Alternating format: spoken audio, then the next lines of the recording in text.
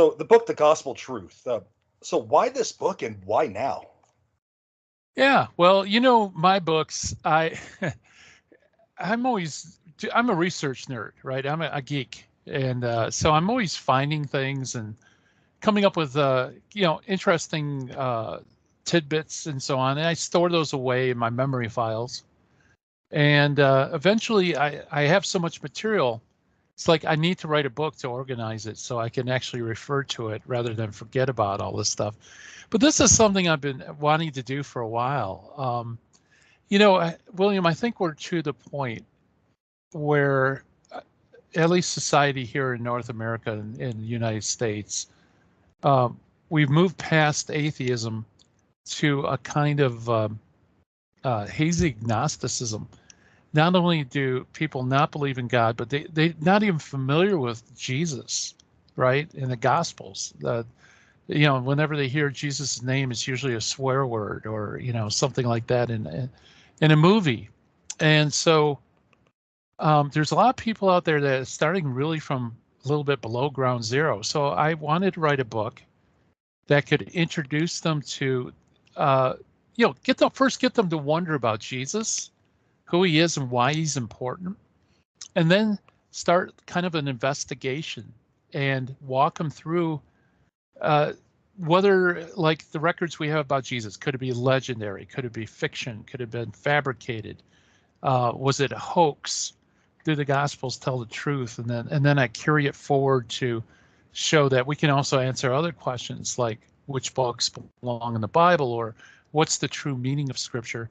And hopefully, my book does that. It kind of walks you from soup to nuts. So by the time you're done, you have a really good, robust understanding of that. We really do have a pretty firm grasp about what Jesus said and did.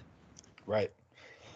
Now, within the Christian community, I think, unfortunately, we've kind of taken the Gospels for granted, like they've always been there. But what are the Gospels from like a historical viewpoint? Yeah, well, that's funny because in academia, it's changed its mind over years. For a long time, it was thought, and I mean, like back in the 1800s, 1900s, early 1900s, it was thought that these were legendary accounts, kind of oral traditions like you find in other cultures, and basically cultural myths. And scholarship has moved on beyond that. And they said, no, if you compare the Gospels with other writings of the time, you find out that it's actually history, and actually it's more of a contemporary biography. That's really the genre. So right there, that tells you that, okay, this purports to be writing history, but then that opens up a whole bunch of other questions. Like, okay, it purports to be writing history, but does it actually write history? And this is another reason, William, why I wrote this book, is there's a lot of really great books written by Protestants, by evangelicals, defending the Gospels. And Yeah. what they usually do is they will say, okay, here's the Gospels, what they say, and then we look at extra biblical sources. We see that they reflect the same thing, so it's generally accurate. And then they'll go into the date of the Gospels, that they're written very close to the time of Jesus, so they're in the position to accurately report stuff. And then whether or not our text that we have today is identical to the original. But because it's written by Protestants and evangelicals, there's a huge blind spot. And I've noticed this on atheistic forums, that the atheists pose some really good questions that the evangelical approach doesn't do, or kind of ignores. And one, I think, is, could the Gospels, are they truthful? How do we know that they're truthful? Now, the evangelical approach does take you a little bit in that direction, but I think there's a much more robust case that could be made.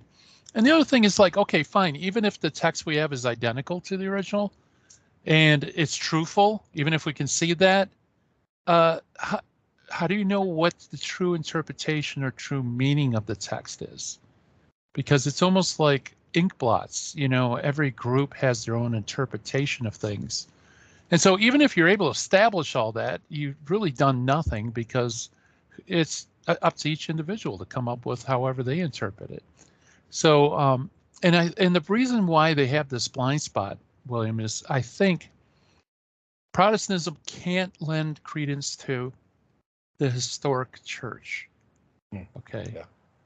Because if to do so, you're straying into tradition territory. And if you start saying sacred tradition is reliable, then you're saying the Bible alone isn't sufficient, and you start ending up as Catholics, right? Right. So, and actually in high-end scholarship today, what you're finding is that Protestant scholars are slowly kind of incorporating early church fathers and starting to treat the first Christian community as a real historic entity, right? In order to answer these objections. But that's as far as they go. So it's very thin, you know? And so what I do, I try to treat the subject like, yeah, there really is a community, you know, a real historic community that persists throughout history, and draw out all the implications of it. Oh, it's all good.